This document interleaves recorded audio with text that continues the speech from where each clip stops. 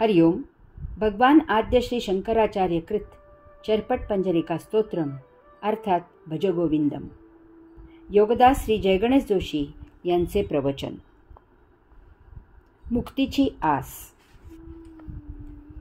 पुनरपि जननम पुनरपि मरणम पुनरपि जननी जठरे शयनम इह संसारे बहुदुस्तारे कृपया पारे पाहि मुरारे. पुन्हा पुन्हा जन्म घ्यावा लागतो, त्यामुळे परत परत मरण येते. त्यासाठी वारंवार मातेच्या उदरी राहावे लागते. हा संसार अति दुस्तर आहे. योगेश्वरा, यामधून मला कृपया सोडव. कवी म्हणतात की एकदाच काय 100 वेळेला जन्माला यावे. या जन्मावर मनसोक्त प्रेम करावे आणि या सुंदर जगतात मनमुराद आस्वाद घ्यावा. मला एक मित्र म्हणाले की तुमचा तो मोक्ष मुक्ती वैकुंठ कशाला हवा आहे? पुनर्जन्म होऊ नये म्हणून कशाला संचित नष्ट करायचे आहे? संचितामुळे पुनर्जन्म नक्की होत असेल तर संचित मुद्दामहून जरूर साठवावे. जन्माला परत परत काय यायचे नाही? जरूर जन्माला यावे आणि या भौतिक वस्तू जगताचा भरपूर उपभोग घ्यावा. या उपभोगांची लज्जत काही न्यारीच आहे. ती लज्जत येथेच्छ चाखावी, म्हणजे तुम्ही मोक्ष मुक्ती वैकुंठ वगैरे सर्व विसरून जाल आणि पुनर्जन्माची इच्छा धराल. येथे या स्तोत्रात भगवान आद्य श्री शंकराचार्य म्हणतात की पुन्हा पुन्हा जन्म होत राहतो, त्यामुळे पुन्हा पुन्हा मरण येत राहते. त्यासाठी पुन्हा पुन्हा मातेच्या उदरी निवास करावा लागतो. यास्तव योगेश्वरा, कृपया या भवसागरातून मला मुक्त कर. या भौतिक जगतापासून माझी सुटका कर. पुरातन काळापासून देव आणि दानव, सज्जन आणि दुर्जन यांच्या दैवी आणि असुरी, चांगले आणि वाईट अशा दोन परस्पर विरुद्ध मतप्रवाहाप्रमाणे मानव आयुष्य जगत आला आहे. या दोहोंनाही गीतेने संपत्ती असेच म्हटले आहे. या दैवी आणि असुरी अशा वैचारिक संपत्तीच्या आधारावर मानव जीवन जगतो. त्याप्रमाणे संपत्ती जमवतो आणि त्याचा विनियोग त्याप्रमाणे करतो. अर्थातच त्याचे फळ त्याप्रमाणे भोगतो. चिखलात चिखल खात बसायचे, चिखलात लोळत असायचे, चिखलाची दुर्गंधी पसरवत जीवन जगायचे, की त्या चिखलातून नयनरम्य रंगसंगती निर्माण करायची, मोहक सुगंध पसरवायचा, मऊ मऊ मुलायम स्पर्शसुख देणाऱ्या पाकळ्या धारण करणारे कमलपुष्प व्हायचे आणि योगेश्वराच्या चरणी सेवेला निवास करायचा. हा वैचारिक प्रगल्भतेचा प्रश्न आहे. डुक्कर आणि कमळाचे फूल दोन्हीही ठिकाणी चिखलच आहे, परंतु त्यांच्या उपभोगात फरक आहे, त्यांच्या उपयुक्ततेत फरक आहे आणि त्यामुळे त्यांच्या अंतिम उपलब्धीत फरक आहे. नशा पाणी करून बेहोश व्हायचे आणि त्या धुंदीत कुठेतरी गटारात पडून राहायचे, याला जीवन म्हणत नाहीत. हे तर जीवित असूनही मरण आहे. वयाच्या 21व्या वर्षी श्री ज्ञानेश्वर माऊली किंवा वयाच्या 33व्या वर्षी भगवान आद्य श्री शंकराचार्यांनी संजीवन समाधी घेतली, देहत्याग केला, तरीही ते आज जीवित आहेत, भविष्यातही जीवित असणार आहेत. एका लौकिक अर्थाने मरत नाहीत म्हणून देहाने जगतात आणि दुसरे देहाने मरण पावले तरी लौकिक अर्थाने जीवित असतात. एक जीवित असताना आणि मृत झाले तरीही निंदितच असतात आणि दुसरे जीवित असताना आणि जीवन संपन्न झाले तरीही पूजनीयच असतात. बौद्धिक दिवाळखोरीने जगायचे की बौद्धिक समृद्धीने जगायचे, हाच जीवनात मूलभूत फरक आहे. एक स्वतःच्या उपभोगांना पैसे पाहिजेत म्हणून बायका पोरांना कामधंद्याला लावून, प्रसंगी पोरांना भीक मागायला लावून आणि बायकांना देह विक्रय करायला लावून पत्नी म्हातारी झाली म्हणून स्वतःच्याच मुलीशी देह संबंध ठेवून आपली हवस भागवत आहेत. तर दुसरे सर्व जगताला आपला संसार मानून, सर्वांना आपलीच अपत्ये मानून दुसऱ्याच्या मुलाप्रमाणे वैयक्तिक संसार करत आहेत आणि स्वतःच्या मुलाप्रमाणे इतरांचा संसार चालवत आहेत. एक देहादी इंद्रियांच्या मर्जीने आयुष्य जगत आहेत. देहाच्या सुखासाठी सृष्टी उपभोगत आहेत, स्वतःच मरकटलीला करत आहेत. देहभोग हे साध्य मानून सृष्टीला साधन करून चटणी कोशिंबीर असलेले भौतिक वस्तुजगत मुख्य अन्न म्हणून ओरबडून आणि ओरपून या वसुंधरेला भिके कंगाल करत आहेत. वैश्विक नाटक पाहताना त्या नाटकाचाच एक भाग म्हणून त्यात सहभाग घेऊन मूळ नाटकाचा पिचका करत आहेत. तर दुसरे आत्मेच्छेने जीवन जगत आहेत. आत्म्यासाठी सृष्टी लीला अनुभवत आहेत. आत्मभावनेने सृष्टी लीलेचा आनंद घेत आहेत. त्यासाठी देह हे साधन करत आहेत. सृष्टी हे साध्य करत आहेत. निसर्गाचे अनन्यसाधारण महत्त्व ओळखून निसर्ग समृद्ध करत आहेत. निसर्गाशी जवळीक करत आहेत. त्यासाठी भौतिकाचा जरासा तोंडी लावण्यापुरताच उपयोग करत आहेत. मुख्य उद्दिष्ट चैतन्य निर्मित, चैतन्य टिकवत, चैतन्यमय राहण्याचे आहे. त्यासाठी चिंतन करत आहेत. वैश्विक नाटक पाहताना आपण प्रेक्षक आहोत हे भान ठेवून विश्वाची लीला त्या विश्वेश्वरासाठीच अनुभवत आहेत. एक आपल्या कामना वासना शमवण्यासाठी जे पाहिजे ते मिळवण्यासाठी येनकेन प्रकारे धन मिळवत आहेत. यात दुसऱ्याला त्रास झाला तरी त्याची पर्वा न करता दुसऱ्याचा आनंद हिरावून स्वतः सुखी होत आहेत. तर दुसरे जे सहजाचरणाने मिळाले त्यात स्वतःचा देहधर्म समाधानाने सांभाळून इतरांना मदत करत त्याचा आनंद घेत आहेत. अशा प्रकारे दैवी आणि आसुरी वृत्ती आणि संपत्तीची तुलना अनेक प्रकारे करता येईल. असंख्य उदाहरणे देता येतील. ही यादी दीर्घ लांबवता येईल. येथे तो हेतू नाही. यामधून आपल्याला भगवान आद्य श्री शंकराचार्यांनी येथे या स्तोत्रात जे मागणे योगेश्वराकडे मागितले आहे ते समजावून घ्यायचे आहे. हे स्तोत्र वरवर पाहताना, वाचताना आणि त्याचा वरवर विचार करताना असे वाटणे अगदी स्वाभाविक आहे की भगवान आद्य श्री शंकराचार्य योगेश्वराकडे स्वतःच्या मुक्तीसाठी किंवा जे त्यांच्या विचारसरणीचे आहेत तसेच जे अशा विचारसरणीने जीवन जगत आहेत यांच्यासाठी तेथे मुक्तीचे मागणे मागत आहेत. परंतु वस्तुस्थिती तशी नाही, तर ती बरोबर या उलट आहे. जे या भौतिक वस्तू जगतासाठी देहादी इंद्रियांच्या उपभोगासाठी आयुष्य जगत आहेत, ज्यांना या जगातील वस्तू जगताचा भ्रामकपणा उमजलेला नाही, अशांसाठी ते येथे योगेश्वराकडे मागणे मागत आहेत की योगेश्वरा, अशांची या भवसागरातून सुटका कर. त्यांना योग्य अशा आध्यात्मिक मार्गाला येण्याची सुबुद्धी दे. त्यांना जन्म मरणाच्या भयावह अशा फेऱ्यामधून सोडव. भगवान आद्य श्री शंकराचार्यांना अशा प्रकारे स्वतःसाठी किंवा जे अगोदरच आत्मेच्छेने जीवन जगत आहेत अशांसाठी प्रार्थना करण्याचे काहीच कारण नाही. भगवान आद्य श्री शंकराचार्य तर स्वतः जन्मतःच मुक्त आहेत. ते मुक्त जीवन जगले आणि त्याचे प्रतीक म्हणून त्यांनी अवघ्या 33व्या वर्षी संजीवन समाधी घेतली. त्यांच्या संन्यासाची एक रूपक कथा सांगितली जाते. त्याचा या स्तोत्राशी संबंध आहे. भगवान आद्य श्री शंकराचार्य मातृभक्त होते. त्यांना बालपणीच संन्यास घ्यायचा होता आणि त्यासाठी त्यांनी त्यांच्या आईकडे परवानगी मागितली. कोणत्याही मातेला तिच्या बाळाने लग्न करावे, संसार थाटावा, नातवंडे पाहावीत अशीच इच्छा असते. त्यामुळे भगवान आद्य श्री शंकराचार्यांना त्यांच्या आईने संन्यास घ्यायला परवानगी नाकारली आणि संसार करावा असा उपदेश केला. एकदा नदीत स्नान करताना भगवान आद्य श्री शंकराचार्यांचा पाय मगरीने पकडला आणि ती त्यांना ओढून नेऊ लागली. त्यावेळी नदीच्या किनारी असलेल्या आपल्या आईला भगवान आद्य श्री शंकराचार्य विचारते झाले की आई, आता तरी संन्यास घ्यायला परवानगी दे. मरताना संन्यासी म्हणून मरण येऊ दे. अर्थात अशा वेळी आईला हो म्हणणेच भाग होते. याचा अर्थ भौतिक संसारी म्हणून जीवन जगणे आणि त्यातच देह ठेवणे यापेक्षा संन्यासी म्हणून जीवन जगणे, त्यातच जीवन संपवणे हे केव्हाही श्रेयस्कर आहे, हेच त्यांना आईच्या माध्यमातून जगाला सांगायचे होते. भगवान आद्य श्री शंकराचार्यांनी स्वतः संन्यास घेतला होता, तरी त्यांनी कधीही सर्वसामान्य जनांना, संसारी लोकांना संन्यासी व्हा असा उपदेश केला नाही.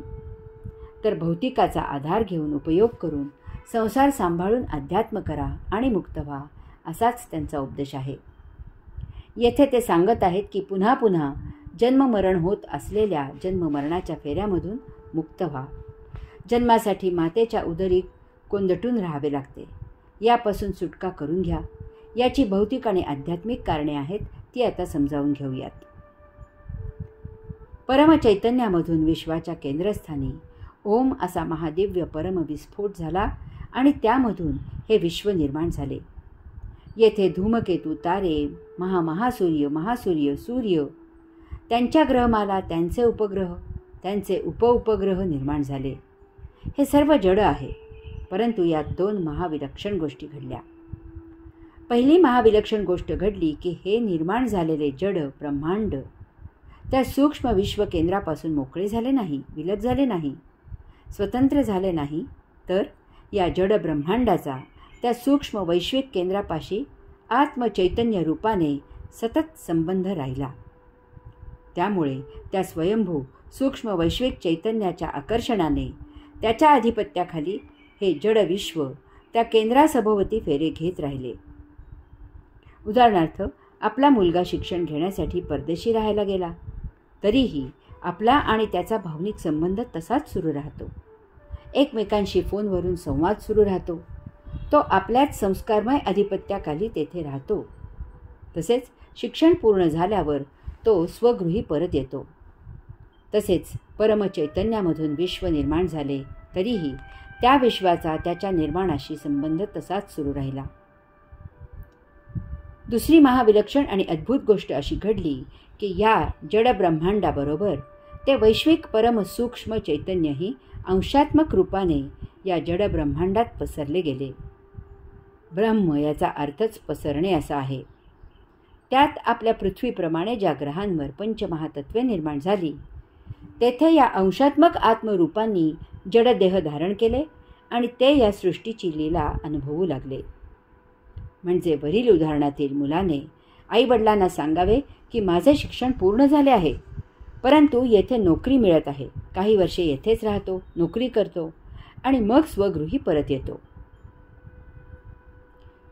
इतर ग्रहांवर नेमके काय झाले हे अद्याप आपल्याला ठोस पुराव्याने माहीत नाही, परंतु आपण आपल्या पृथ्वीपुरते असे मानतो की येथे आलेल्या सूक्ष्म अंशात्म्याने पृथ्वीवर पंचमहातत्वे असल्यामुळे त्यामधून जडदेह धारण केला आणि त्या माध्यमातून तो या स्वनिर्मित सृष्टीचा आस्वाद घेऊ लागला. सुरुवातीला तो एक इवलासा अगदी छोटासा जीव होता. हळूहळू त्या इवल्याशा देहाची उत्क्रांती होत होत त्यामधून विविध असे देह धारण केले गेले. एकामधून दुसरा आणि दुसऱ्यामधून तिसरा अशी उत्क्रांती होत गेली. त्यामुळे सर्व जीवसृष्टी आत्मभावनेने एकमेकांशी बांधली गेली आहे. मानवी देह धारण केल्यावर ही देहांची होत असलेली उत्क्रांती पूर्ण झाली. अशा प्रकारे येथे 84 लक्ष निरनिराळे विविध जीव आहेत असे आपण मानतो. मानवी देह निर्माण झाल्यावर उत्क्रांती पूर्ण झाली आणि ती तेथेच थांबली, कारण मानवी देही इतर जीवांपेक्षा अनन्यसाधारण बुद्धी विकसित झाली.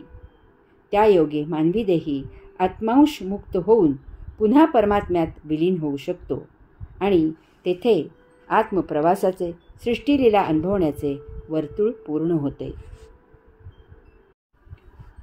लक्षात घ्यावे की विश्वात प्रत्येक गोष्ट, प्रत्येक घटना ही वर्तुळाकार होत असते. याचप्रमाणे विश्व निर्माण होताना येथे आलेल्या अंशात्म्याने वर्तुळ पूर्ण करून पुन्हा विश्वाच्या केंद्रस्थानी जाणे हे स्वाभाविक आहे. तेच त्या स्वयंभू परमात्म्याला अपेक्षित आहे. शिक्षण पूर्ण झाले, काही वर्षे नोकरी केली आणि मुलगा स्वगृही परत आला. येथे वर्तुळ पूर्ण झाले. परंतु मानव असे करत नाही. आत्मचेतनेने जीवन न जगता तो देहादी इंद्रियांच्या इच्छेने, येथील भौतिक वस्तू जगताच्या उपभोगांच्या लालसेने येथेच परत परत जन्म घेत राहतो. त्यासाठी परत परत मृत होत राहतो आणि पुन्हा पुन्हा मातेच्या उदरी निवास करून पुन्हा जन्माला येतो. परदेशी शिक्षण पूर्ण झाले, तेथेच नोकरी केली आणि नंतर तेथील अत्यंत सुखी आणि विलासी जीवनाला मोहित होऊन मुलाने तेथेच राहायला सुरुवात केली. तो स्वगृही परत येत नाही. मानव भौतिक वस्तू जगत संचित करतो, त्यांच्या उपभोगांच्या इच्छाही संचित करतो. परंतु देहाचे आयुर्मान ठराविकच असते. त्यामुळे देहपतन होताना त्याला येथे संचित केलेले भौतिक वस्तू जगत येथेच सोडून मरावे लागते. त्यामुळे त्याला अनंत यातना होतात. परंतु विस्मयकारक म्हणजे त्याने संचित केलेल्या भौतिक वस्तू जगताच्या कामना आणि वासना यांचे संस्कार त्याच्यासह देहत्याग करून त्याला चिकटतात.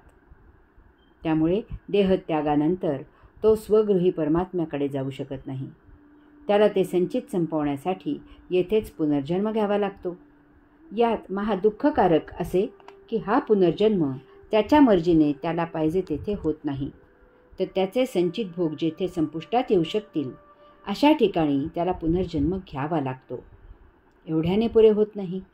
या जन्मीही तो प्राप्त जीवन जगून संचित न संपवता पुन्हा भौतिक वस्तू जगताच्या मोहात आपल्या मर्जीने जीवन जगतो आणि गतसंचितात भर घालतो की पुन्हा पुनर्जन्म घ्यावा लागतो.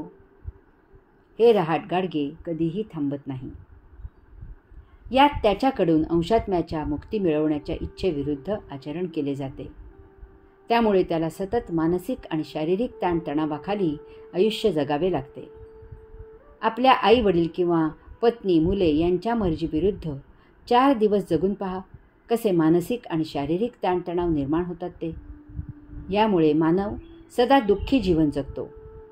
भौतिक वस्तू जगताच्या उपभोगात त्याला जे सुख मिळते ते तात्पुरते असते, वेगळी असते. ते त्याचे मानसिक समाधान असते. ते सत्य नसते, कारण ते आत्मेच्छे विरुद्ध असते. त्याला सतत दुःख आणि दुःखच मिळते. परंतु भौतिक वस्तू जगताच्या भोगापवर्गतेत त्याला ते सुखकारक वाटते. त्या सुखाखाली सतत दुःख दडलेले असते आणि ते त्याला टोचत असते. आत्मेच्छेच्या विरुद्ध जीवन कसे जगले जाते याची उदाहरणे वर दिलेलीच आहेत. त्यात किंचितही सुख नसते, तर दुःखच असते आणि आनंदाचा तर मागमूसही नसतो. स्तोत्रातील दुसरी गोष्ट पाहूयात. जेव्हा जेव्हा मानवाला येथे जन्म घ्यायचा असतो तेव्हा त्याला येथे माता उपलब्ध असावी लागते. एरवी संचित संपवण्यासाठी अंशात्म्याला येथे देहधारण करणे अशक्य असते. आत्मा स्वयंभू आहे. त्याला पुनर्जन्म घेण्यासाठी तो मातेची व्यवस्था करतो. याचा अर्थ समजतो का? जोपर्यंत येथील शेवटचा अंशात्मा पूर्ण होत नाही, मुक्त होत नाही, तोपर्यंत स्त्रीला येथेच जन्म घेत आणि देत राहावे लागते. ती अमुक्तच राहते. याचा अर्थ आपल्याबरोबर तीही मुक्तीला वंचित होते. हा स्त्रीवर, आपल्या मातेवर घोर अन्याय आहे. आपण आपल्या भौतिक वासना आणि कामना शमवण्यासाठी, पुनर्जन्म घेण्यासाठी आपल्याच मातेला अनंत यातना देत असतो. ज्ञानी सांगतात की स्त्रियांना मुक्ती नाही. त्याचा अनर्थ काही पढत मूर्खांनी काढला की स्त्रियांना मुक्तीचा अधिकार नाही आणि ते त्यांना शूद्र समजून, भोग घेण्याची जीवित वस्तू समजून, उपभोग्य साधन समजून उपभोगू लागले. त्यांच्या अबलतेचा गैरफायदा घेऊन प्रसंगी छळू लागले. दुर्दैवाने आजही तेच चालू आहे. वास्तवात स्त्री इतरांना मुक्तीसाठी देह धारण करून देते. तिला मुक्तीची गरज नसते. ती आदिमाया आहे. ती सरळ आत्मब्रह्मात विलीन होते. ती स्वयंभू सदा मुक्तच आहे. आता येथे या स्तोत्रात भगवान आद्य श्री शंकराचार्य पुन्हा पुन्हा जन्म मरणाच्या फेऱ्यात अडकू नका, मातेच्या उदरी कोंदटून घेऊ नका असे का सांगत आहेत याचा उलगडा होईल. या भौतिकातून सुटण्यासाठी, पुनर्जन्माच्या फेऱ्यांमधून मुक्त होण्यासाठी, आत्ममिलनाचे वर्तुळ पूर्ण करण्यासाठी येथे कोणताही भौतिक मार्ग उपलब्ध नाही. त्यासाठी फक्त आध्यात्मिक मार्ग उपलब्ध आहे आणि तो म्हणजे गोविंदाचे भजन करावे, भगवंत श्रींचे भजनी लागावे, योगेश्वराचे चरणी सेवेला रुजू व्हावे. ओम तत्सत्वम असी.